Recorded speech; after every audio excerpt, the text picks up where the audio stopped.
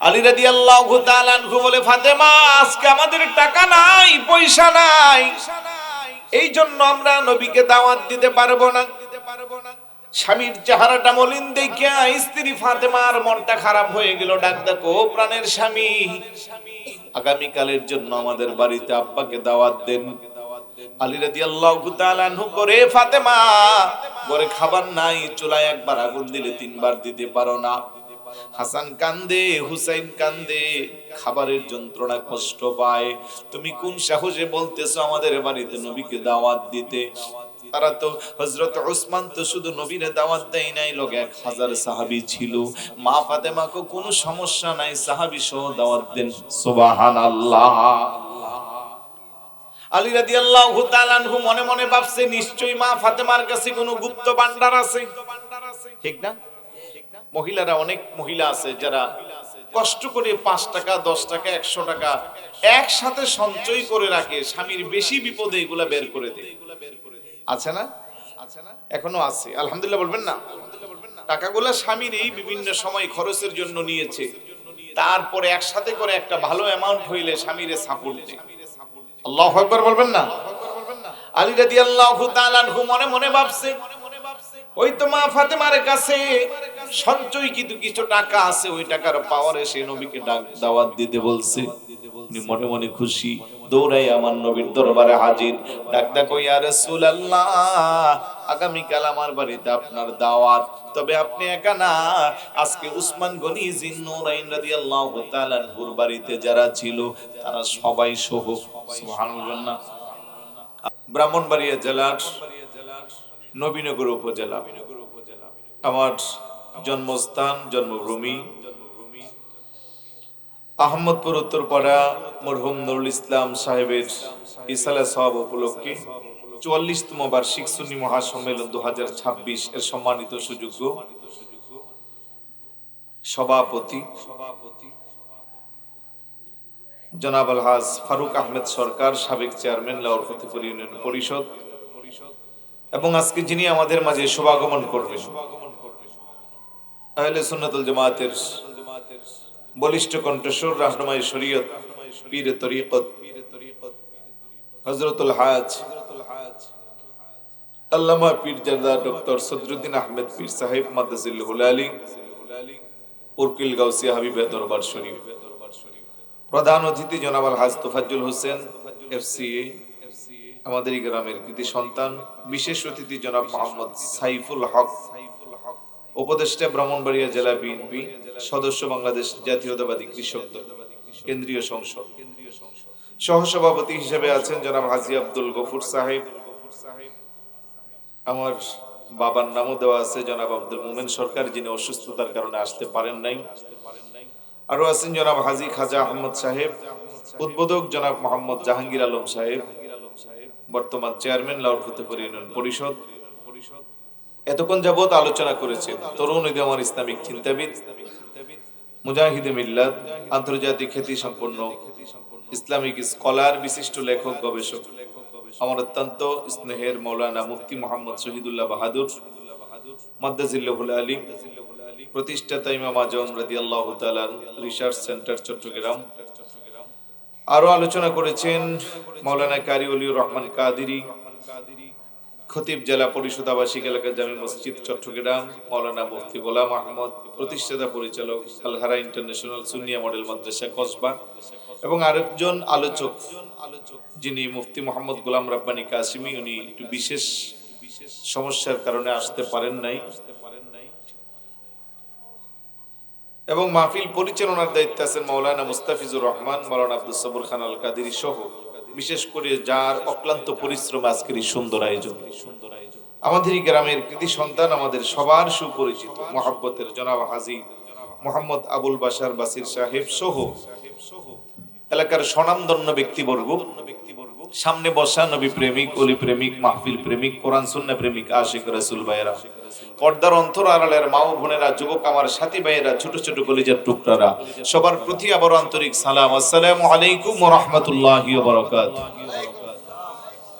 সর্বপ্রথম মহান আল্লাহ সুবহানাহু ওয়া তাআলার দরবারে অসংখ্য গণিত শুকরিয়া, যে আল্লাহ দয়া করে, মায়া করে, মহব্বত করে এই গভীর রজনী পর্যন্ত বেহেশতের বাগানে আমাদেরকে বসার তৌফিকটুকুন দান করেছেন।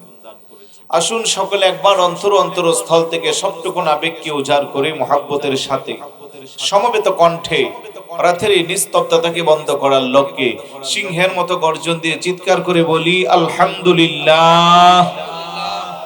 সাথে সাথে লক্ষ কোটি দুরূদ ও সালাম জানাই আল্লাহর এই সৃষ্টি জগতের যিনি প্রথম এবং প্রধান আকর্ষণ, সমস্ত নবী রাসূলদের মাথার মুকুট, শামসুল হিদায়াত, আফতাবে নবুয়ত, শাহেন শাহে রিসালাত, আপনার নবী আমার নবী, तमाम বিশ্ব জগতের নবী, ইমামুল আম্বিয়া, আশরাফুল আম্বিয়া, সাইয়্যিদুল আম্বিয়া, শামসুদ দুহা, বদরুদ দুজা, নূরুল হুদা, নূরুন আলা নূর, সাইয়্যিদানা শফিয়ানা হাবিবানা ও মাওলানা মুহাম্মদ সাল্লাল্লাহু তাআলা আলাইহি ওয়াসাল্লামের কদমে দুরূদ ও সালাম যেন আল্লাহ কবুল আর মঞ্জুর করে বলি আমিন। ঘুম চলে আসছে, আওয়াজ দেন। ঘুম আসাটা স্বাভাবিক, রাত প্রায় 1:45। এই সময় আমার শিডিউল আমি 2 প্রোগ্রাম শেষ করি, আর আজকে এখনো শুরু করতে পারিনি। এই জন্য বলি যে আমাদের মাহফিলটা একটু রাত হয়, তবে উপস্থিতি বিগত কয়েক বছরের তুলনায় আজকে একটু কম। আর অনেকগুলো কারণের মধ্যে একটা কারণ হলো নির্বাচন, সবাই বিভিন্নভাবে ব্যস্ত, কথা বলেন ঠিক না?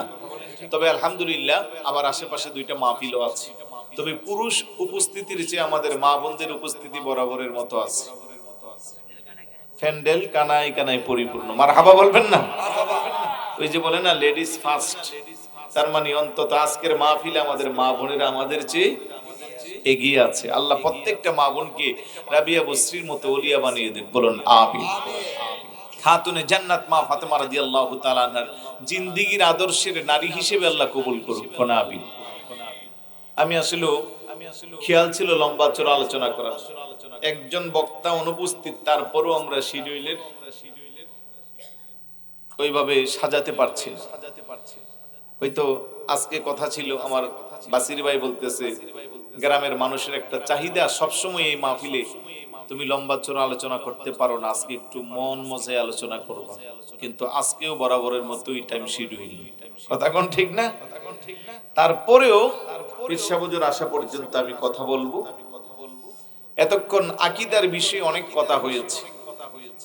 আফসোস লাগে চোখের সামনে যখন দেখি আমাদের কিছু ভাইয়েরা ভ্রান্ত পথে চলে যাচ্ছে, তার চেয়ে বেশি হচ্ছে ওনারা উল্টা আমাদেরকে ভ্রান্ত বানাচ্ছে, কথা বলেন ঠিক না? ওরা তো যাচ্ছে ভালো কথা, কিন্তু ওরা আরো সঙ্গী নিচ্ছে, আর আমরা যারা হকের পথে আছি আমাদেরকে ওরা আরো বিভ্রান্ত করছে। এই যে একটা পরিস্থিতি, তবে চিরন্তন সত্য কথা হলো এই পথে এই মতে যারা আছে, আপনি দেখেন আহমদপুর গ্রামে যদি ক্যালকুলেট করেন কয়জন আলেম আছে যারা আমাদেরকে বিভ্রান্ত করছে, বা যারা নতুন ইসলাম নিয়ে মানুষকে বোঝাচ্ছে ওরা হকের পথে আছে, ওদের মধ্যে কয়জন আলেম আছে? আলেম আছে নাকি? নাই, আলেম নাই। ওরা বেশিরভাগ স্কুলে পড়েছে, কলেজে পড়েছে, ইউনিভার্সিটিতে পড়েছে, অথবা প্রবাসী ছিল, ওই জায়গাতে থেকে এসে আমাদেরকে ফতোয়া ডেলিভারি দিচ্ছে। তো এই জন্য আমি আপনাদেরকে করজোরে অনুরোধ করব, মুরব্বী যারা আছেন, ইয়ংরা তো আসে না, যারা আসা বেশি দরকার ওরা এখন মাহফিলে নাই, কারণ ওরা এখন সস্তা ইসলাম পেয়েছে, মোবাইল ইসলাম। বলেন কি ইসলাম? কারণ সব ফতোয়া এই মোবাইলের ভিতরে আছে। তথাকথিত কিছু শায়েখ আছে যারা টিস্যু পেপার থেকে শুরু করে নাসা বিজ্ঞানী পর্যন্ত যে প্রশ্ন করবেন সব প্রশ্নের উত্তর তাদের কাছে আছে। এটা হোক বা না হোক, এটা সত্য হোক মিথ্যা হোক ওইটা পরের খবর, সে আগে তার ফতোয়া ডেলিভারি দিয়া মোবাইল গরম করে রাখছে, কথা কোন ঠিক কিনা? এখন এগুলো সহজে যারা ঘরে বইয়ে পেয়ে যায় ছেলে মেয়েরা, এখন ওরা বলতেছে কষ্ট কিনার মুফতি গোলাম কিবরিয়ার কাছে ফোন দেওয়া দরকার নাই, আর সে আমাদের গ্রামের ছেলে, সে আর হইলি কি, এই গ্রামেরই ছেলে। কারণ আমিও তো ছোট মানুষ, আমি হইলেও কি তাও ঠিক আছে, আমি যত কিছুই হই আমি এই গ্রামেরই ছেলে। কেউ আমার চাচা, কেউ দাদা, কেউ নানা, কেউ ফুফা, কেউ আমার ভাই, এইভাবেই তো আমার সম্বোধনটা গ্রামে, কথা বলেন ঠিক না? কিন্তু যখন শুনি আর যখন দেখি যে ওলি আল্লাহ অধ্যুষিত একটা গ্রাম, যেখানে আশিকি রাসূলদের ভরপুর ছিল, এখন আস্তে আস্তে শিক্ষা দেওয়া হচ্ছে ওলি আল্লাহর দরকার নাই, রাসূলুল্লাহর দরকার নাই, রাসূলের সম্মান আজমত বললে বেদাতি আর শিরকি বলা হচ্ছে, তখন তো খুব কষ্ট লাগছে, তাহলে আমার এই প্রজন্ম যাচ্ছে কোথায়? এভাবে চলতে থাকলে একটা সময় ধ্বংসের দ্বার প্রান্তে চলে যাবে। আজকের যে যুবকরা এই আকীদা নিচ্ছে, ইংরেজিতে একটি প্রবাদ আছে, মর্নিং শোজ দ্য ডে, সকালের সূর্যটাই বলে দেয় দিনটা কেমন যাবে। তাহলে আমাদের এই যুবকরা কোন দিকে যাবে, তাদের গন্তব্যটা কোন জায়গায় ঠেকবে, এটা আমাদের মোটামুটি আইডিয়া হয়ে গেছে। আল্লাহ যেন তাদেরকে হেদায়েত দান করে, বলো না আমিন। আর একটু জোরে বলো না আমিন। মনোযোগ আসেনি? সর্বপ্রথম একটা হাদিস দিয়ে শুরু করি, যেহেতু আমার মা বোনেরা কষ্ট করে ওই জায়গায় বসে আছে, তাদের জন্য একটু ওয়াজ কইরা তারপরে আমাদের কথা বলি। কি বলেন? আল্লাহর নবী অসংখ্য গণিত হাদিস থেকে একটা হাদিস, আমার নবী বলেন, আল মারআতু ইজা সাল্লাত খামসাহা ওয়া সামাত শাহরাহা ওয়া আহসানাত ফারজাহা ওয়া আতাআত যাওজাহা ইয়াদখুলুনাল জান্নাতা আইয়ু আবওয়াবিন শাআত। আমার উম্মতের মহিলারা চারটা জিনিসের উপরে যদি আমল দেয়, 8খানা জান্নাতের সব দরজা তার জন্য খোলা থাকবে। যে দরজা দিয়া মনে চাই সেই দরজা দিয়া আমার উম্মতের মহিলারা সোজা আল্লাহর জান্নাতে প্রবেশ করবে। সুবহানাল্লাহ। কয়টা আমল? কেউ মহিলাদের কথা এই জন্য আপনারা আওয়াজ দিবেন না? আওয়াজ দিয়া বলেন কয়টা? এক নম্বরে ইজা সাল্লাত খামসাহা, তারা 5 ওয়াক্ত নামাজ আদায় করবে। নামাজ আদায়ের ক্ষেত্রে কোনো অজুহাত দিবে না। অনেক মা বোনেরা বলে, হুজুর নামাজ পড়তে বড় মনে চাই, কিন্তু ছোট বাচ্চা ঘন ঘন প্রস্রাব করে, কাপড় পরিবর্তন করতে হয়, এই যন্ত্রণা নামাজ পড়ি না। আছে না নাই? অনেক বলে, আমার শ্বশুর শাশুড়ি বড় রাগান্বিত, টাইম টু টাইম তাদের সবকিছু না পাইলে তারা বকাবকি করে, এই জন্য নামাজের টাইম নাই। আবার কিছু কিছু মহিলা বলে, আমার স্বামী বড় রাগান্বিত, স্বামীর কাজগুলো ঠিক মতো না হলে আমারে কষ্ট দেই। আমি বলবো, মা, স্বামীর কথা, শ্বশুর শাশুড়ির কথা, ছোট বাচ্চার কথা, এই দোহাই দিয়ে আপনি নামাজ ত্যাগ করতে পারবেন না। বরং আপনি চাইলে সব কিছু সামলায় আপনার মনের সদিচ্ছা থাকলে 5 ওয়াক্ত নামাজ আপনি পড়তে পারবেন। কথা কোন ঠিক কিনা? ছোট বাচ্চার কাজ হলো ঘন ঘন প্রস্রাব করা, আপনার কাজ হলো টাইম টু টাইম নামাজের সময় পোশাক পরিবর্তন করে, প্রস্রাবের জায়গা দৌত করে, আল্লাহর কুদরতি কদমে সিজদায় অবনীত চিত্তে আল্লাহর কাছে পড়ে থাকা। বড় করে বলি সুবহানাল্লাহ। কি কষ্ট আপনাদের জীবনে, ফ্যামিলিতে আর কতটুকু ক্রাইসিস। খাতুনে জান্নাত মা ফাতেমা রাদিয়াল্লাহু তাআলা আনহা, বেহেশতের কোটি কোটি মহিলাদের সর্দারিনী, আমার নবীর কলিজার টুকরা, যার জীবনী পড়লে দেখা যায় এত কষ্টের সংসার, মাঝে মধ্যে 3 দিন না খেয়ে থাকতো। আল্লাহু আকবার বলবেন না? ছোট বাচ্চা ইমাম হাসান হুসাইন না খেয়ে কান্না করে ঘুমিয়ে যেত। একটার বেশি 2টা পরনের পোশাক ছিল না, কিন্তু ইমাম হাসান রাদিয়াল্লাহু তাআলা আনহু বলে, মাঝে মধ্যে আমার আম্মা সকালবেলা বলতো, আল্লাহ, রাতটাকে যদি একটু লম্বা বানাইয়া দিতা, আমি ফাতেমা সিজদা তোমারে আরো 2টা বেশি দিতে পারতাম। সুবহানাল্লাহ বলবেন না? আমার মা বোনেরা যদি মা ফাতেমার জিন্দেগি পড়তো, উম্মাহাতুল মুমিনিনদের জিন্দেগি পড়তো, তাহলে সংসারে এত অভাব অনটন, স্বামীর সাথে এত ঝগড়া, এত কিছু তাদের চাওয়া পাওয়া থাকতো না। নবীর কন্যা চাইলে আল্লাহ উহুদ পাহাড়কে স্বর্ণ বানাইয়া দিত।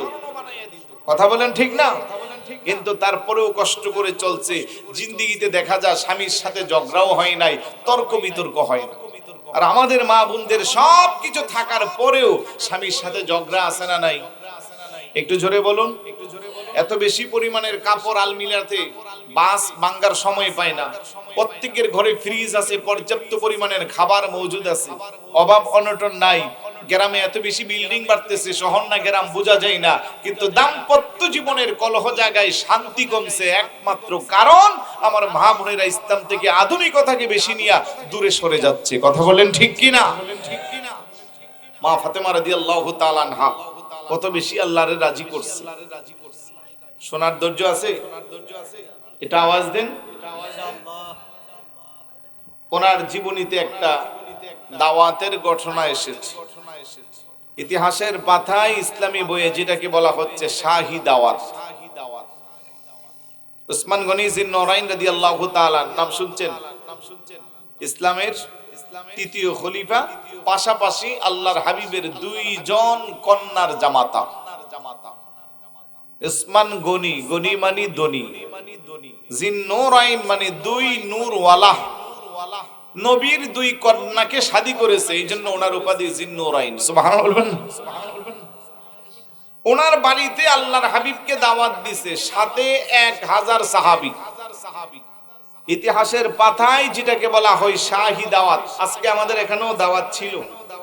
আমার গ্রামবাসী গোষ্ঠীগাতির মানুষ মিলাইয়া প্রায় 500 মানুষের মতো দিনের বেলা খাবার এখানে হয়েছে।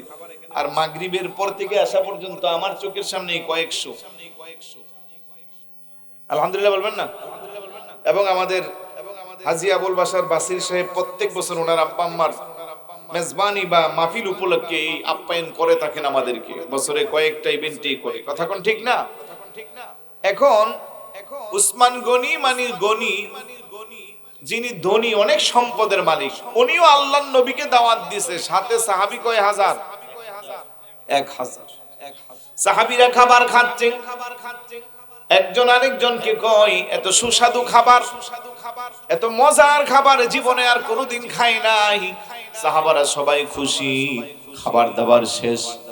এবার উসমান গনি যুন্নুরাইন রাদিয়াল্লাহু তাআলা প্রতিজন সাহাবীর বিনিময়ে একটা করে গোলামকে আজাদ করে দিয়েছে। সুবহানাল্লাহ। তার মানে 1000 গোলাম আজাদ। মাওলায়ে কায়নাত শেরে খোদা আলী রাদিয়াল্লাহু তাআলা বাড়িতে আসছে, চেহারাটা মলিন। মা ফাতেমা জিজ্ঞাসা করে, ওগো প্রাণের স্বামী, চেহারায় কেন আনন্দ নাই? আলী রাদিয়াল্লাহু তাআলা আনহু মনটা খারাপ করে, গো ফাতেমা, আল্লাহ যদি আমাদেরকে ধন সম্পদ দান করত, উসমান গনি জিন্নুরাইন রাদিয়াল্লাহু তাআলা আনহুর মতো যদি আল্লাহ সম্পদ দান করত, আমিও আমার বাড়িতে আমার নবীরে দাওয়াত দিয়া মেহমান বানাইতাম, সাথে আমার নবীরে সাহাবীদের মতো এরকম একসাথে 1000 সাহাবী এনে তাদেরকে আপ্যায়ন করতাম। সুবহানাল্লাহ। এটা ভালো না খারাপ? আজকে বাসির ভাই দিনের বেলা খাওয়াইছে, আপনি যদি মনে মনে আফসোস করেন, আমার যদি আল্লাহ তৌফিক দিত আমিও আমার আব্বা আম্মার জন্য জিয়াফত করতাম, এটা কি খারাপ কিছু? এটা ভালো। এটা হিংসা না, এটা ঈর্ষা, পজিটিভ।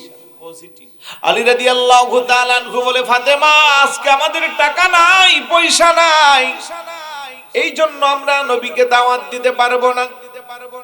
স্বামীর চেহারাটা মলিন দেখিয়া স্ত্রী ফাতেমার মনটা খারাপ হয়ে গেল। ডাক দেখো, প্রাণের স্বামী, আগামীকালের জন্য আমাদের বাড়িতে আব্বাকে দাওয়াত দেন। আলী রাদিয়াল্লাহু তাআলা আনহু করে, ফাতেমা, ঘরে খাবার নাই, চুলায় একবার আগুন দিলে 3 বার দিতে পারো না। হাসান কান্দে, হুসাইন কান্দে, খাবারের যন্ত্রণা কষ্ট পায়, তুমি কোন সাহসে বলতেছো আমাদের বাড়িতে নবীকে দাওয়াত দিতে? তারা তো, হযরত উসমান তো শুধু নবীরে দাওয়াত দেয় নাই, লোক 1000 সাহাবী ছিল। মা ফাতেমাকে কোনো সমস্যা নাই, সাহাবী সহ দাওয়াত দেন। সুবহানাল্লাহ। আলী রাদিয়াল্লাহু তাআলা আনহু মনে মনে ভাবছে, নিশ্চয়ই মা ফাতেমার কাছে কোনো গুপ্ত ভান্ডার আছে। ঠিক না? মহিলারা, অনেক মহিলা আছে যারা কষ্ট করে 5 টাকা, 10 টাকা, 100 টাকা একসাথে সঞ্চয় করে রাখে, স্বামীর বেশি বিপদে এগুলা বের করে দেয়। আছে না? এখনো আছে, আলহামদুলিল্লাহ বলবেন না? টাকাগুলা স্বামীর এই বিভিন্ন সময় খরচের জন্য নিয়েছে, তারপরে একসাথে করে একটা ভালো অ্যামাউন্ট হইলে স্বামীরে সাপোর্ট দেয়। আল্লাহু আকবার বলবেন না? আলী রাদিয়াল্লাহু তাআলা আনহু মনে মনে ভাবছে, ওই তো মা ফাতেমার কাছে সঞ্চয়কৃত কিছু টাকা আছে, ওই টাকার পাওয়ারে সে নবীকে দাওয়াত দিতে বলছে। উনি মনে মনে খুশি, দৌড়াই আমার নবীর দরবারে হাজির। ডাক দেখো, ইয়া রাসূলুল্লাহ, আগামীকাল আমার বাড়িতে আপনার দাওয়াত, তবে আপনি একা না, আজকে উসমান গনি জিন্নুরাইন রাদিয়াল্লাহু তাআলা আনহুর বাড়িতে যারা ছিল তারা সবাই সহ। সুবহানাল্লাহ। আবার নবী মুস্কি মুস্কি হাসে, কষ্ট দেই নাই, তোমার সাথে আমার কোনো মন মালিন্য নাই, কেন তুমি আমার জীবনের মতো বেয়াজ্জতি করার জন্য প্রস্তুতি নিয়েছো? কেন তুমি বললা তোমার বাবারে দাওয়াত দিতে, সাথে 1000 সাহাবী সহ? ঘরে তো খাবার নাই, চুলায় আগুন নাই, এখন আমার কি অবস্থা হবে? আল্লাহু আকবার। মা ফাতেমা ডাক দাও প্রাণের স্বামী, আপনারে বিয়া যদি করার জন্য দাওয়াত দেই নাই, বরং আপনার মন কি খুশি করার জন্য দাওয়াত দিয়েছি। আল্লাহু আকবার বলবেন না? তাহলে করে খাবার নাই, আপনি টেনশন করিয়েন না, আমার নামাজের মুসল্লাটা দেন। সুবহানাল্লাহ। যাই নামাজের মুসল্লাটা নিয়া নির্জন কক্ষে নামাজের মধ্যে দাঁড়াইয়া সিজদায় যাই আল্লাহর ডাক দিয়া কো, আল্লাহ, ও আমার আল্লাহ, এই ফাতেমা জীবনে এত কষ্ট করলো, কোনদিন তোমার কাছে কিছু চাই নাই, না খেয়ে 3 দিন পর্যন্ত রোজা রাখলাম, তাও তোমার কাছে কিছু চাইলাম না। আমার পেটের সন্তান জান্নাতের কোটি কোটি যুবকদের সর্দার ইমাম হাসান হুসাইন রাদিয়াল্লাহু তাআলা আনহুমা কান্না করে, তাও তোমার কাছে কিছু চাই না। একটা পোশাক পয়রা জীবন অতিবাহিত করি, তোমার কাছে কিছু চাই না। আল্লাহ, এই ফাতেমার জীবনের একটা সিজদাও যদি তোমার দরবারে কবুল হয়, ওই সিজদার উসিলা তুমি আমার আব্বার ইজ্জতকে রক্ষা করো। আমার বাড়ির মেহমান তোমার আল্লাহর হাবিব, আল্লাহু আকবার বলবেন না? তোমার বন্ধু হাবিবুল্লাহ এখন আমার ঘরের মেহমান, আমি বেয়াজ্জতি হওয়া মানে তোমার বন্ধু বেয়াজ্জতি হবে। তোমার হাবিবের সম্মান রক্ষার জন্য ফাতেমার জীবনের একটা সিজদাও যদি তুমি কবুল করো, আমার খাবারের ব্যবস্থা করে দাও। বড় করে বলি সুবহানাল্লাহ। সিজদায় পড়ে পড়ে যাচ্ছে, আমার আল্লাহ ডাক দেখো, জিবরাইল, ও জিবরাইল, জান্নাত থেকে খাঞ্চি ভর্তি খাবার নিয়ে যাও। আমার ফাতেমা জীবনে কোনোদিন আমার কাছে কিছু চাই নাই, ওই পাগলি তো সিজদা থেকে মাথা উঠাইবে না। ও জিবরাইল, তাড়াতাড়ি তুমি আমার ফাতেমার জন্য জান্নাতি খাবার নিয়ে যাও। বড় করে বলি সুবহানাল্লাহ। জিবরাইল আলাইহিস সালাতু ওয়াসসালাম খাবার নিয়ে ফেরেশতা নিয়ে আসতেছে, গায়েব থেকে আওয়াজ আসলো, ফাতেমা তুমি সিজদা থেকে মাথা উঠাও, তোমার জন্য খাবার প্রস্তুত করা হয়েছে। সিজদা থেকে মাথা উঠায় দেখতেছে ঘরের কক্ষে জান্নাতি খাবার। জোরে বলুন না, আর একটু জোরে বলুন না সুবহানাল্লাহ। কিছুক্ষণের মধ্যে খাবার পরিবেশন হচ্ছে, সাহাবীরা খায়, একজন আরেকজনকে কয় গতকালের দাওয়াত মনে মনে ভেবেছিলাম জীবনের সেরা দাওয়াত, কিন্তু আজকের স্বাদের ভিন্নতা অন্যরকম। আজকের খাবারের স্বাদের সাথে গতকালের খাবারের কোনো মেল নাই। বড় করে বলি সুবহানাল্লাহ। একজন আরেকজনের দিকে তাকায়, মজা মজা করে খায়। আমার নবী ডাকদা করে, সাহাবারা, গতকাল উসমান গনি জিন্নুরাইন রাদিয়াল্লাহু তাআলা আনহুর ঘরে যে দাওয়াত খেয়েছিলা, ওই রান্নাটা করেছিল দুনিয়ার বাবুর্চি। আজকে আমার ফাতেমার ঘরে যেই খাবার খাচ্ছো, এই রান্নার খাবার, এই রান্নার বাবুর্চি দুনিয়ার বাবুর্চি না, এটা রান্না করছে জান্নাতি ফেরেশতা। চিৎকার করে বলি সুবহানাল্লাহ। ইবাদতের মূল্য আছে না নাই? ইবাদত কইরা আল্লাহর কাছে চাইলে আল্লাহ দেয় কি দেয় না? এখন বলবেন হুজুর মনো বানাইন না, গল্প বলতেছি। তাহলে নেন একটা সহিহ হাদিস, কথা আরো আছে সামনে। বনি ইসরাইলের 3টা যুবক, কয়টা? মেষ চারণ করতে পাহাড়ে চলে গেছে। লম্বা হাদিস, ইবারত বললে এত বড় হবে। সিহাসিত্তার মধ্যে হাদিস আছে। 3টা যুবক মেষচারণ করতে ঘুরতে ঘুরতে পাহাড়ের মাঝখানে গেছে, আর ওই মুহূর্তে ঘূর্ণিঝড় শুরু হয়ে গেছে। এখন ওরা বাঁচার জন্য গুহার ভিতরে আশ্রয় নিয়েছে। আল্লাহু আকবার বলবেন না? গুহার ভিতরে আশ্রয় নিল। ওই দিক দিয়া পাহাড়ের উপর থেকে বিশাল বড় একটা পাথর হামাগুড়ি খেয়ে এসে গুহার মুখের মধ্যে পড়ছে। ঘূর্ণিঝড়, ভূমিকম্প শেষ, যুবক 3টা ধাক্কা দেয়। আচ্ছা বলুন তো, এই বিশাল বড় পাহাড়ে আমরা সবাই মিল্লা ধাক্কা দিলে লড়বে? আর 3 যুবকের ধাক্কা কি লড়বে? 3টা যুবক চোখের পানি ছেড়ে গুহার ভিতরে বসে বসে কান্না করে, আর মনে মনে কই এখানেই আমাদের জীবন শেষ। এই গুহার মুখ থেকে পাথর জীবনে সরাইতে পারবো না, আর আমরা আমাদের আপনজনদের কাছেও ফিরে যেতে পারবো না। চোখের পানি ছেড়ে কান্না করে একজন আরেকজনকে কই, বন্ধু, জীবনে এমন কোন নেক আমল আছে যে আমলের দোহাই দিয়ে আল্লাহর কাছে সাহায্য চাইলে আল্লাহ কবুল করবে? আল্লাহু আকবার বলবেন না? যুবক ডাক দেখো, আমার জীবনের একটা নেক আমল আছে। কি নেক আমল? আমার ঘরে একটা কর্মচারী ছিল, ওই কর্মচারীর 1 মাসের মাহিনা বেতন আমার কাছে ছিল। সে বেতনটা না নিয়ে চলে গেল। দীর্ঘদিন আমি তার বেতনটা রাখলাম, সে আসে না। তার বেতনের টাকা দিয়ে আমি একটা বকরি ক্রয় করেছি, একটা ছাগল। ওই ছাগলটা বাচ্চা দিল 2টা, হয়ে গেল ছাগল 3টা। ওই 2টা আবার বাচ্চা দিল। এইভাবে বাচ্চার সংখ্যা বাড়তে বাড়তে একটা ছাগলের পাল হয়ে গেল। মাঝখানে অনেকগুলো বছর অতিবাহিত হয়ে গেল। হঠাৎ করে যখন আমি আমার ওই লোকের সাথে সাক্ষাৎ, ওই আল্লাহর বান্দারে ডাকদা বললাম, এই নাও তোমার বকরির পাল। আল্লাহু আকবার বলবেন না? বলে এই বকরির পাল তো আমার না, বকরির পাল আপনার। না, এটা তোমার। বলে আমার কেমনে হয়? তুমি আমার কাছে কিছু টাকা পাইতা। ও আমি 1 মাসের টাকা 500 1000 পাইতাম, কিন্তু এখানে তো শত শত বকরি, এগুলো আমার কেমনে হইল? ওই আল্লাহর বান্দা কো, তোমার 1 মাসের পানা টাকা থেকে আমি একটা বকরি কই করেছি, একটা থেকে এখন বকরির পাল হইছে, তাই তোমার আমানত আমি আল্লাহর সন্তুষ্টির জন্য তোমার কাছে ফেরত দিলাম। বড় করে বলি সুবহানাল্লাহ। ডাক দিয়া কো, আল্লাহ, ও আমার আল্লাহ, এই কাজটা যদি একমাত্র তোমার সন্তুষ্টির জন্য করে থাকি, আজকের এই কঠিন মুসিবতের সময় আমাদেরকে উদ্ধার করার মতো কেউ নাই। ওই কাজের উসিলা তোমার কাছে আল্লাহ প্রার্থনা করলাম, এই কাজটা যদি তোমার পছন্দ হয়, গুহার মুখ থেকে পাথরটাকে একটু দূরে সরাইয়া দাও। বড় করে বলি সুবহানাল্লাহ। বলতে দেরি, সঙ্গে সঙ্গে পাথরটা একটু সরে গেছে। সুবহানাল্লাহ। আমানত ফেরত দেওয়ার কারণে আল্লাহ বান্দার প্রতি এত খুশি। আর এই সমাজে কারে মাইরা কে কত বেশি খাইবো, আমরা সেই নিয়ে ব্যস্ত। কথা কোন ঠিক না?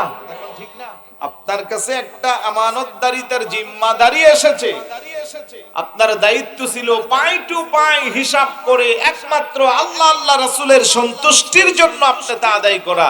তা না করে আপনি কি করলেন? 10 টাকাকে 50 টাকা ভিল বানাইয়া নিজের পেটে ঢুকাইলেন। তাহলে কি আপনার মধ্যে আল্লাহর ভয় আছে? একটু জোরে বলুন, আছে? নাই।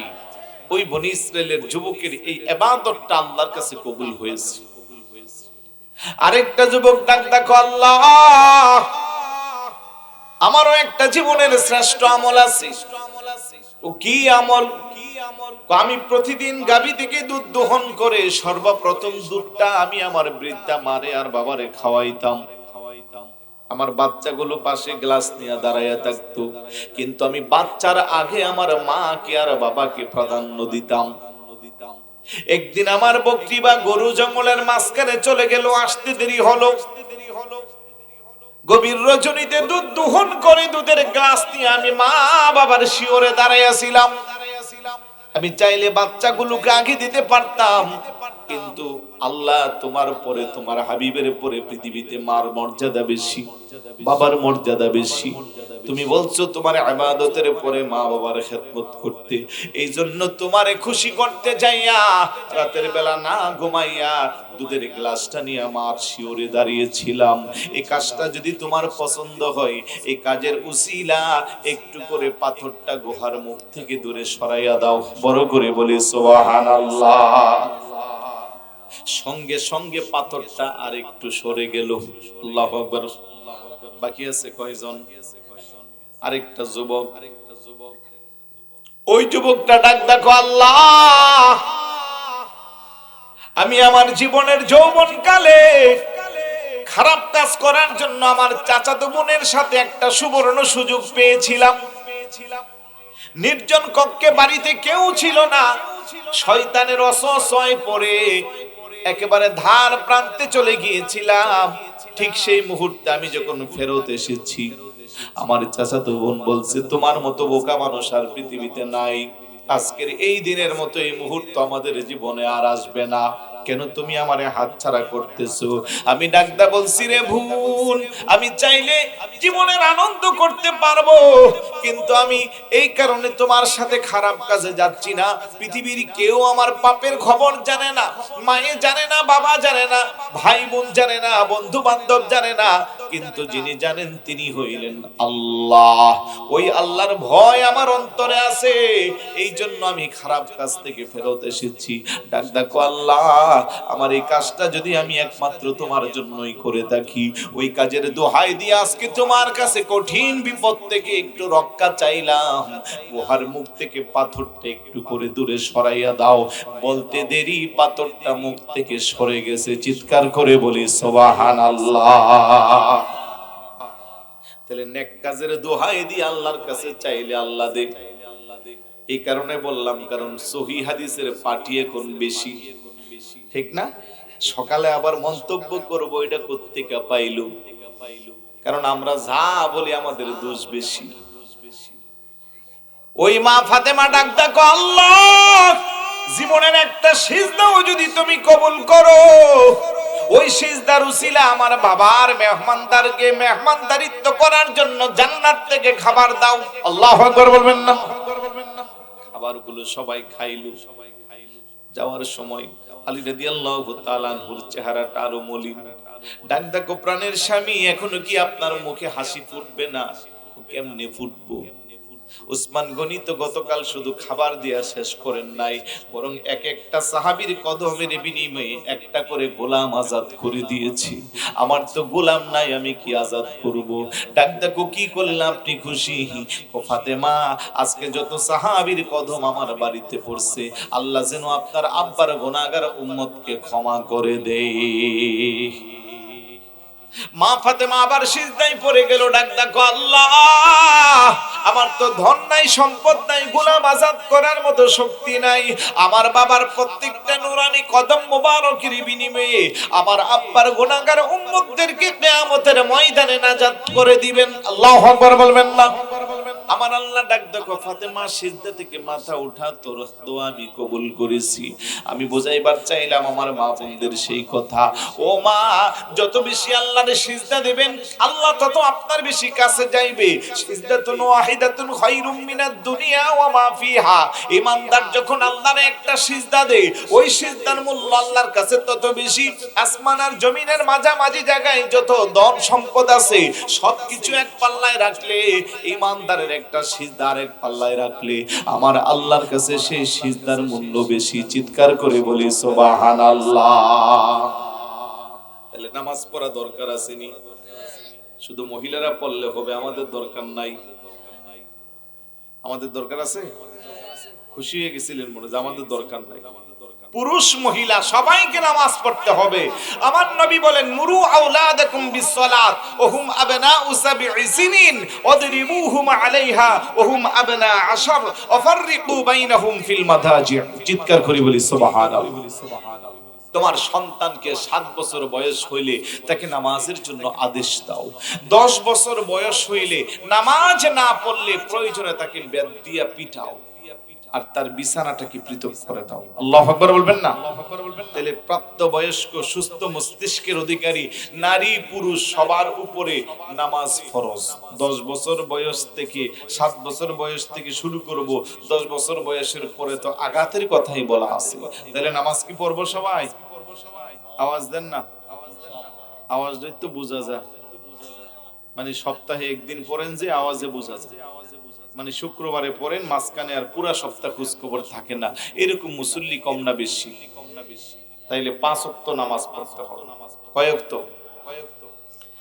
ওয়া আকিমিস সালাতা তারাফাইন নাহারি ওয়া যুলাফাম মিনাল লাইল ইন্নাল হাসানাতি ইউযহিবিনাস সাইয়্যাত যালিকা যিকরা লিয-যাকিরিন। এই আয়াত থেকে দিনে রাতে মিলাইয়া নামাজ 5 ওয়াক্ত। বলেন কয় ওয়াক্ত? আর একটু জোরে বলুন, কয় ওয়াক্ত? 5 ওয়াক্ত। তাহলে সবাই পড়বো ইনশাআল্লাহ। নামাজ পড়লে কি হয়? ইন্নাল হাসানাতি ইউযহিবুনাস সাইয়্যাত। নামাজের নেকিগুলো মানুষের গুনাহগুলোকে দূরে সরাইয়া দেয়। আল্লাহু আকবার। দুই নম্বরে আমার নবী আমার উম্মতের মহিলারা অসামাত শাহরাহা, রমজানের রোজাগুলো রাখবে। রমজান আসতেছে, বেশি দিন বাকি আছে, অল্প দিন। অবশ্যই মা বোনদেরকে বলবো রমজানের রোজা রাখবেন। আল্লাহর পক্ষ থেকে মহিলাদের জন্য স্পেশাল কিছু দিনের ছাড়, ওই হিসাব বাদ দিয়া বাকি দিনের রোজা অবশ্যই অবশ্যই রাখতে হবে। ওই দিনটা গণনা করে বছরের অন্য সময় রোজাগুলো আপনি কাজা আদায় করে দিবেন। ওই সময়ের কাজা কি তো নামাজ আদায় করতে হবে না? তাইলে নামাজ যেমন ফরজ, রোজা করাও ফরজ। কথা কোন ঠিক কিনা? তিন নম্বরে আমার নবী কো আহসানাত ফারজাহা, আমার উম্মতের মহিলারা তাদের ইজ্জতের হেফাজত করবে, পর্দার হুকুমকে যথাযথভাবে পালন করবে, স্বামীর অগোচরে নিজের দেহকে সংরক্ষণ রাখবে। আজকের এই সমাজে দেখা যায় নোংরামি আর পরকীয়া খুব বেশি বেড়ে গেছে। কথা কোন ঠিক কিনা?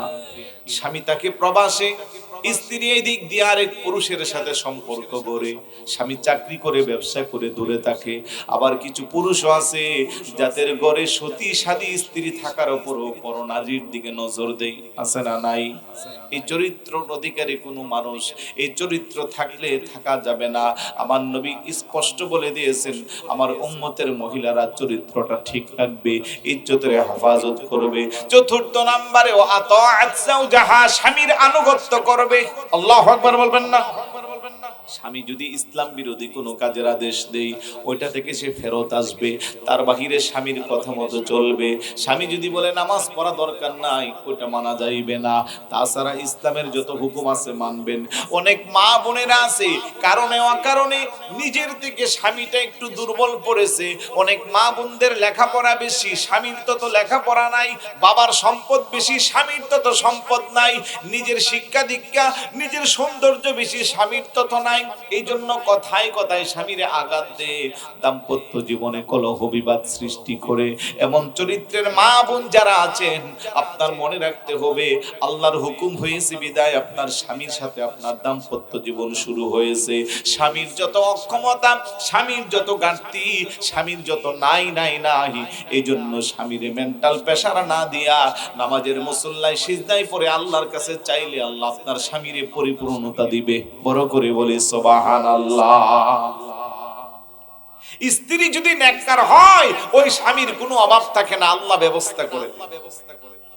আপনি যেই সময়টা স্বামীরে মেন্টাল টর্চার করবেন ওই সময়টা নামাজের মুসল্লায়, তাহাজ্জুদের মুসল্লায় সিজদায় অবনত চিত্তে চোখের পানি ছেড়ে আল্লাহর কাছে চান, আল্লাহ দিতে পারে কি পারে না? এই সমাজে বহু মানুষ আছে যাদের পায়ের নিচে মাটি ছিল না, কালের বিবর্তনে সময়ের পার্থক্যে আল্লাহ তাকে অনেক সম্পদের মালিক বানাইছে। আছে না? এটা আওয়াজ দেন না। আবার অনেক মানুষ আছে অঢাল সম্পদের মালিক ছিল, জমি জায়গার অভাব ছিল না, কিন্তু একটা সময় রাস্তার ভিখারি হয়েছে।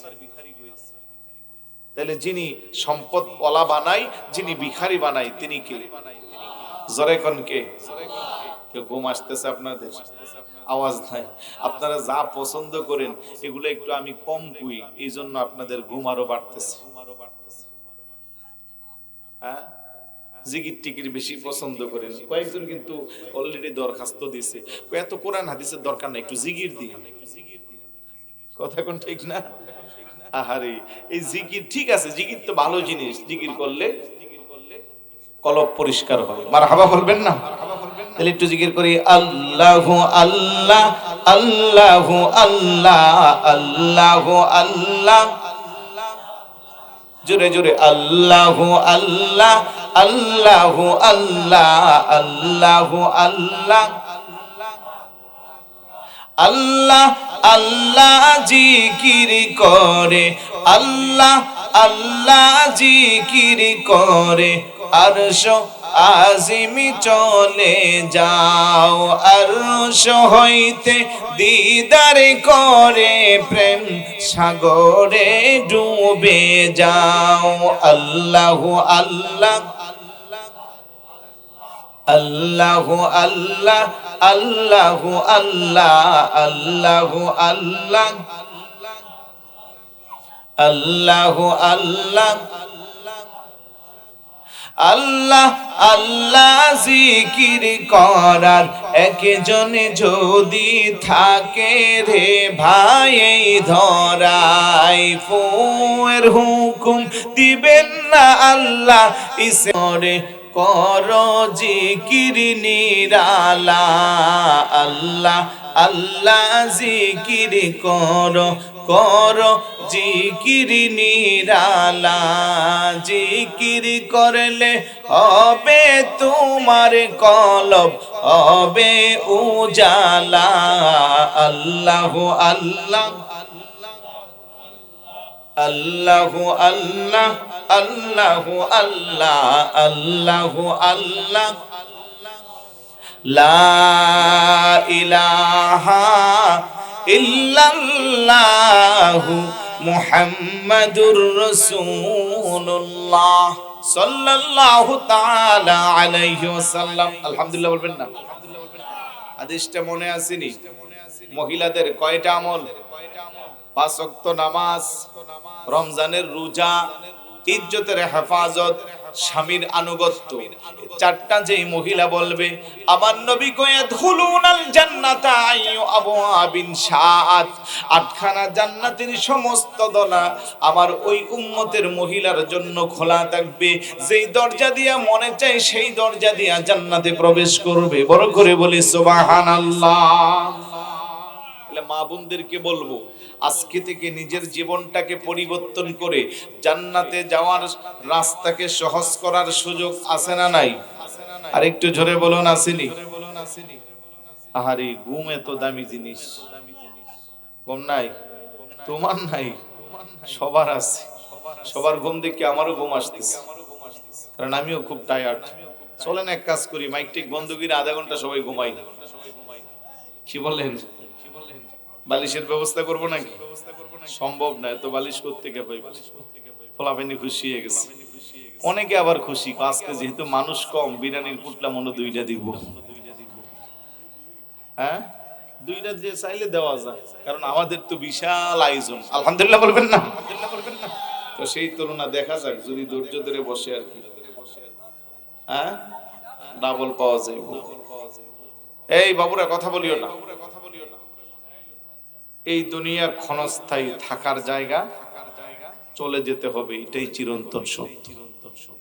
আমি যে আয়াত তেলাওয়াত করেছিলাম, আল্লাহ সুবহানাহু ওয়া তাআলা ইরশাদ করেন মান ইউতি'র রাসূল ফাকাদ আতা'a আল্লাহ ওয়া মান তাওয়াল্লা ফামা আরসালনাকা আলাইহিম হাফিজা। তোমাদের মধ্যে যে কেউ আমার রাসূলের ইতাআত করবে, অনুসরণ করবে, অনুকরণ করবে, ফাকাদ আতা আল্লাহ, প্রকৃতপক্ষে সে যেন আমি আল্লাহরই অনুসরণ করলো। সুবহানাল্লাহ। মানব নবীকে, মানা হবে কাকে? জোরে কোন? অনুসরণ করব নবী, করা হবে কার? খুশি না বেজার? ওই নবীর উম্মত আল্লাহ আপনারে আমারে বানাইছি। তোমারি কথা যে মেনেছে নবী, খোদাকে তাহার মানা হয়েছে। পাক কোরআনে লেখা মোরা পেয়েছি, হৃদয়ে তোমার ছবি এঁকেছি। ওগো নবীজি, হৃদয়ে তোমার ছবি এঁকেছি। আমরা উম্মতে দূরদেশী, হৃদয়ে তোমার ছবি এঁকেছি। মারহাবা বলবেন না? আল্লাহ গো, তোমাদের মধ্যে যে আমার হাবিবের অনুসরণ করবে, আল্লাহর হাবিবের অনুসরণ করলে করা হবে আমি আল্লাহর। আল্লাহু আকবার বলবেন না? একটু জবাব দেন, জবান খুলে বলুন। রাসূলের ইতাআত করতে গেলে নামাজের দরকার আছে না নাই? রোজা দরকার আছে না নাই? আসের আওয়াজ এত ছোট কেন? জোরে কোন, নামাজের দরকার আছে না নাই? রোজা দরকার আছে না নাই? সামর্থ্যবানদের হজ যাকাতের দরকার আছে না নাই? মা বাবার খেদমতের দরকার আছে না নাই? মহিলাদের পর্দা করা দরকার আছে না নাই? বড়দেরকে সম্মান, ছোটদেরকে স্নেহ করা দরকার আছে না নাই? এবার বলেন, রাসূলের ইতাআত করতে গেলে মদ খাওয়া যাবে? গাঁজা খাওয়া যাবে, ইয়াবা, বাবা, সুদ খাওয়া যাবে, ঘুষ দেওয়া যাবে, মিথ্যা কথা বলা যাবে, চুগলখুরি করা যাবে, গীবত করা যাবে, জেনা করা যাবে, অন্যের হক নষ্ট করা যাবে। তাহলে কোনটা না কোনটা হা সবাই জানি, কিন্তু বাস্তব জীবনে আমলে দিতে পারি না। এই জন্য আগের মুরব্বীরা যদিও বলতো কথা বাস্তব, মুরব্বীরা কি বলতো, জানার নাম ঈমান না, মানার নাম ঈমান। মিথ্যা কথা বললে পাপ হবে, জানার পরেও দৈনন্দিন জীবনে মিথ্যা ছাড়া চলতে। সুদ খাওয়া হারাম, সুদ খাওয়া কি, কিন্তু সুদের উপরে পুরা গ্রাম বাসতেছে, আছে না? মাঝখানে সুদের ওয়াজ করতাম খুব বেশি, তো কিছু কিছু যারা আমাকে বেশি মহব্বত করতো সুদের ওয়াজ কারণে অনেকে সমালোচনা শুরু করছে। রাস্তা দিয়া যদি একটা মানুষ হেঁটে যায়, আপনি চোর বলে ডাকলে সে কখনো আপনার দিকে তাকাইবে? যদি সে চুরি করে তাহলে মনে মনে ভাববো কেমনে জানলো যে আমি চুরি করে এখন মাত্র বের হলাম, ঠিক না? তাহলে সুদের ওয়াজ করলে যদি আপনার চেহারা মলিন হয়ে যায় তাহলে ধরে নিতে হবে আপনার মধ্যে কারবারি চলতেছে। অথচ আপনি আমার কথাই কেন রাগ করবেন? ১৫০০ বছর পূর্বে আমার আল্লাহ সুদের ব্যাপারে ফায়সালা দিয়ে কোরআনুল কারীমে সূরা বাকারার শেষের দিকে আল্লাহ বলছেন, ফাইল্লাম তাফআলু ফাযানু বিহারবিন মিনাল্লাহি ওয়া রাসূলি। এত কিছুর পরেও যারা সুদ ছাড়তে পারল না তারা যেন আমি আল্লাহ এবং আমার রাসূলের সাথে যুদ্ধের জন্য প্রস্তুতি নিই। নাউজুবিল্লাহ বলবেন না? পৃথিবীতে এত বড় শক্তিশালী ক্ষমতাধর কি কেউ আছে যে আল্লাহর সাথে যুদ্ধ করবে? আছে নাকি? আওয়াজে বোঝা যায় আছে। খবরদার, আল্লাহর সাথে মোকাবেলা করার শক্তি পৃথিবীর কাউকে আল্লাহ পাক দেন নাই। তো সেই আল্লাহ কতটা গুসা হলে, রাগান্বিত হলে সুদের ব্যাপারে এমন ফায়সালা করতে পারে যে সুদ যারা খাইবা আমি আল্লাহ এবং আমার রাসূলের সাথে যুদ্ধের জন্য প্রস্তুতি নাও। চিৎকার করে বলি না নাউজুবিল্লাহ। আল্লাহ এবং আল্লাহ রাসূলের সাথে যদি যুদ্ধ করার সেই সক্ষমতা না থাকে তাহলে সিদ্ধান্ত আপনি নেবেন সুদ খাইবেন না ছাড়বেন। আওয়াজ দেন। আওয়াজ নাই কারণ আপনারা তো খান না, এই জন্য আওয়াজ নাই। সবার জন্যই বলেন না, গ্রামবাসী যারা খায় তাদের পক্ষে হইয়া বলেন। তাই কি সুদ খাওয়া যাবে? জেনে শুনে বুঝে একটা সুদের টাকা খাইলে আপন মায়ের সাথে বেবিচার জেনার সাথে তুলনা করা হচ্ছে। জোরে বলি নাউজুবিল্লাহ। এই সুদ প্রথা এমন একটা কারবার যেটা একটা শ্রেণীকে উপরে নিয়ে যায়, আরেকটা শ্রেণীকে নিচে নামায়। তাই কোন সুস্থ মস্তিষ্কের অধিকারী ইমানদার মুসলমান এই কাজের সাথে সম্পৃক্ত হতে পারে না। আমার ভাইরা বাবারা, মেরাজ রজনীতে আপনার নবী আমার নবীকে আল্লাহ সুবহানাহু ওয়া তাআলা দিদার দিয়ে ধন্য করেছেন। মসজিদে হারাম থেকে মসজিদে আকসা ভ্রমণ করাইছেন। মসজিদে আকসা থেকে প্রথম, দ্বিতীয়, তৃতীয়, চতুর্থ, পঞ্চম, সপ্তম, ক্রমান্বয়ে সপ্তম আসমান শেষ করে সিদরাতুল মুনতাহা আলা মাকান লা জামান আল্লাহ পাকের ৭০,০০০ নূরের পর্দা অতিক্রম করে আরশ আজিমের মহান সিংহাসনে আল্লাহ এবং আল্লাহর হাবিব এতটা কাছাকাছি বসেছেন। আল্লাহ কুসুম্মা দানা ফাতাদাল্লা ফাকানা কাবা কাউসাইনি আও আদনা। তীর আর ধনুক যতটা কাছাকাছি হয়, তীর যখন ধনুক থেকে টান দেওয়া হয় ধনুকের দুইটা মাথা যত কাছে যায় আল্লাহর হাবিব আরশ আজিমের উপরে তত কাছে বসেছেন। বড় করে বলে সুবহানাল্লাহ। শুধু তাই না, আল্লাহর নবী বলে আল্লাহর কুদরতি হাত মুবারক আমার কাঁধ মুবারকের মধ্যে লাগলো। এতটা কাছাকাছি আমি আমার কপালের চক্ষু দ্বারা রাআইতু রাব্বি আযজা ওয়া জাল্লা ফি আহসানি সূরাতি। আল্লাহু আকবার বলবেন না? উত্তম আকৃতিতে আমি আমার আল্লাহকে দেখেছি। এমন মর্যাদাওয়ালা নবীর উম্মত আল্লাহ আপনারে আমারে বানাইছে, যেই নবীর কাছে আমার আল্লাহ পর্যন্ত গোপন থাকতে পারেন নাই, যেই নবীর আল্লাহ আরশ আজিমের উপরে নিল, উম্মতের জন্য স্পেশাল নিয়ামত দিল।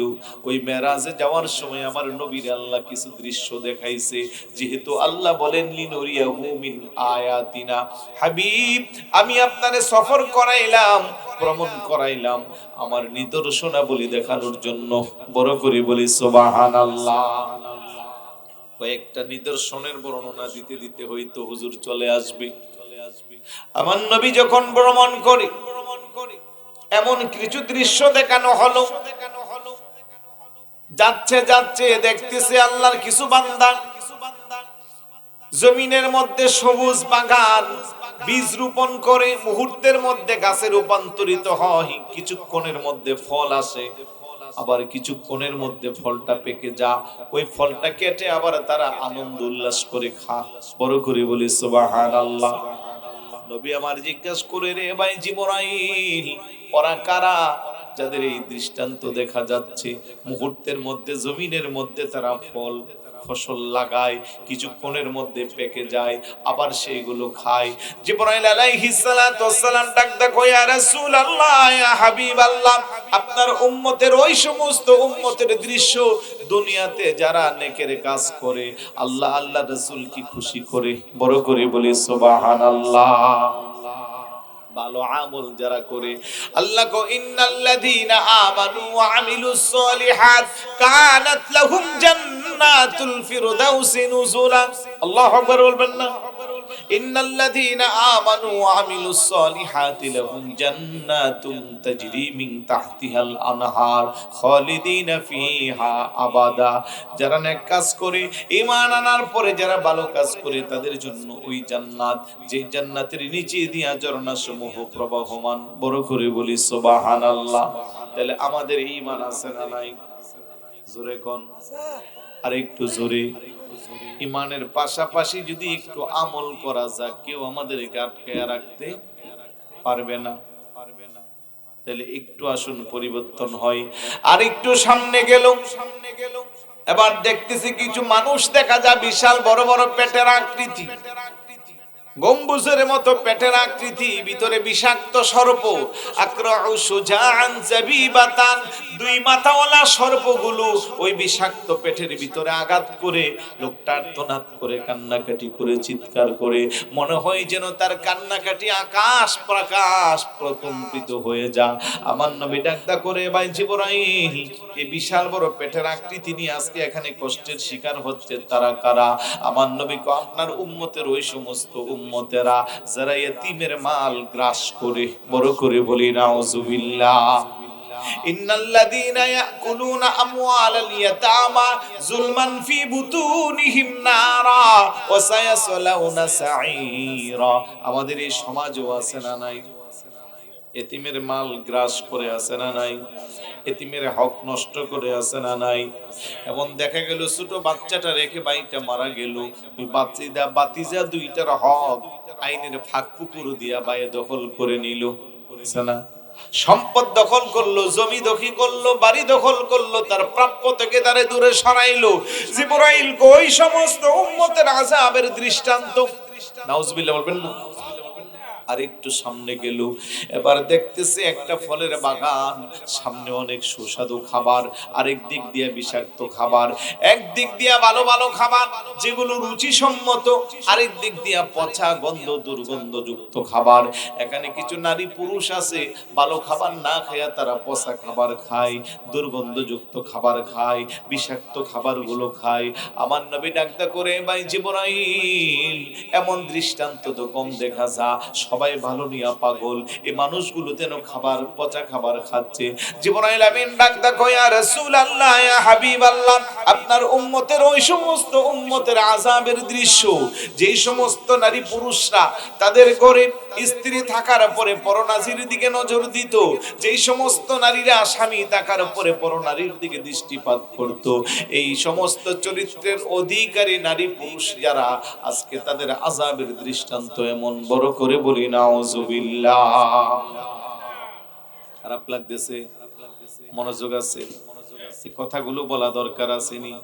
বাস্তব জীবনে আমল নিয়ে, শিক্ষা নিয়ে পরিবর্তন করলে লাভ না লস? জোরে কোন, আওয়াজে বোঝা যায় মরণ নাই। থাকবো 100 বছর বাঁচবো, 150 বছর, 200 বছর। আরে এখান থেকে ওইটা বাড়িতে যাইবো, সেই গ্যারান্টি দেওয়ার সক্ষমতাও তো কারো নাই। কত বছর এই দিনে এই গ্রামে আমার অনেক ভাই ছিল, আজ অনেকে আমাদের মাঝে নাই। আহমদপুরের বিশাল বড় এই কবরস্থানে আমার এই অল্প বয়সে কত আপনজন দেখছি, যারা রাস্তায় দেখলে বুকের সাথে জড়াইয়া ধরছে। ছোটকাল থেকে যারা অনেক আদর করত, বিভিন্ন ধরনের মজা কিন্না খাওয়াইতো, ওই চেহারাগুলোই শুধু এখন আমার কল্পনার জগতে বাসে। বাস্তবে এই মানুষগুলোকে আর পাওয়া যাবে না। আপনাকে আমাকেও একদিন চলে যেতে হবে, বাঁচার কোনো সুযোগ নাই। যাওয়ার আগে একটু পরকালের সম্বল নিয়ে যাইতে হবে। আমল যদি ভালো হয়, নেকির পাল্লায় যদি ওজন হয়, খাতেমা বিল খায়র যদি হয়, শেষটা যদি ভালো হয়, আমলের পাওয়ারের কারণে শেষ সময় আমার নবীর নূরানি চেহারা মোবারক দেখে দেখে অনেকের শেষ নিঃশ্বাস ত্যাগ হয়। কথা কোন ঠিক কিনা? কিছু কিছু কালো মানুষ দেখবেন চামড়াটা কালো, বাস্তব জীবনে কালো ছিল, কিন্তু মরার পরে চেহারার মধ্যে নূর বাসতেছে। আছে না এরকম আমলি মানুষ, নেককার মানুষ, যারা আমার নবীর চেহারা মোবারক দেখে দেখে শেষ নিঃশ্বাস ত্যাগ করে। আহারি, আপনাদের ঘুম আর ভাল লাগতেছে না আমার? না ঘুমাই একটু জবান করে বলুন, মরণে চেহারা মোবারক দেখায়, আকা কাছে বসে কালে মাটা পরিয়ে দিও। বলেন কাছে বসে সবাই জবর জোরে, মরণে চেহারা মোবারক দেখায়, আকা কাছে বসে কালে মাটা পরিয়ে দিও। বলেন কাছে বসে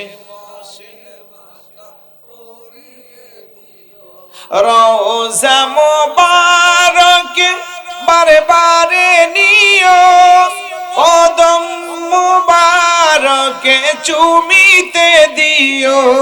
বলেন কদম মুবারকে চুমিতে দিও, আকা রুহটা বের হতে হাসিটা দিও।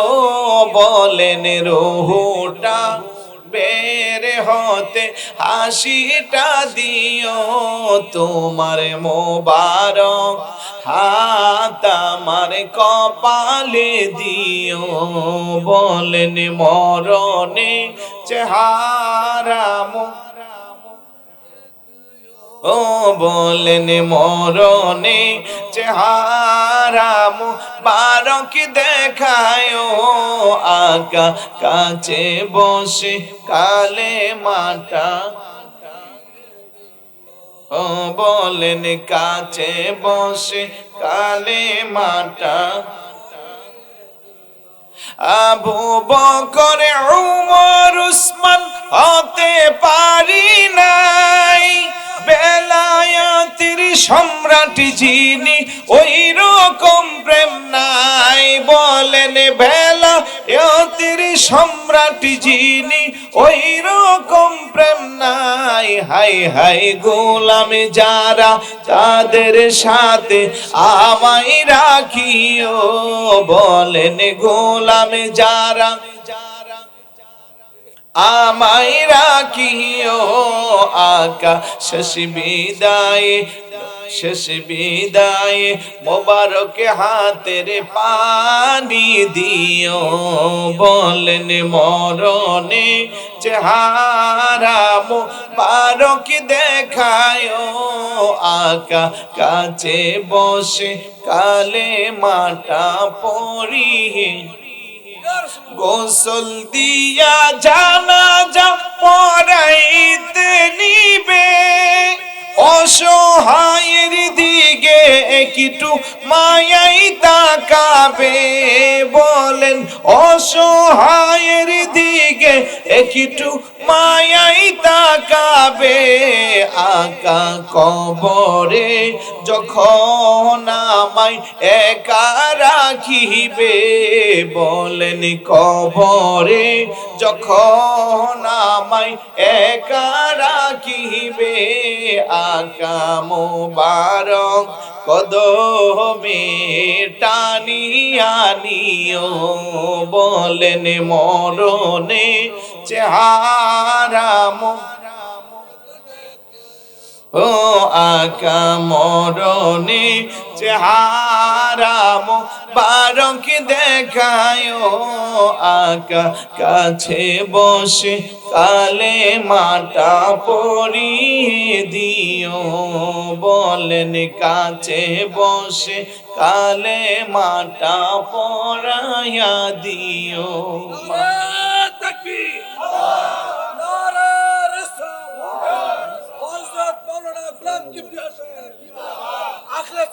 পক্ষ থেকে, আহমদপুরের পক্ষ থেকে, ব্রাহ্মণবাড়িয়ার পক্ষ থেকে আলহামদুলিল্লাহ বলি, আর একটু জোরে বলি আলহামদুলিল্লাহ।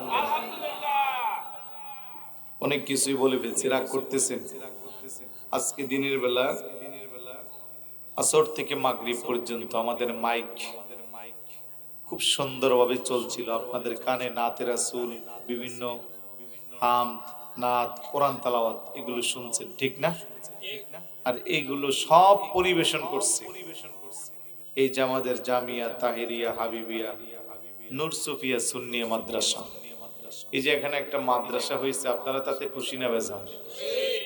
সবাই খুশি।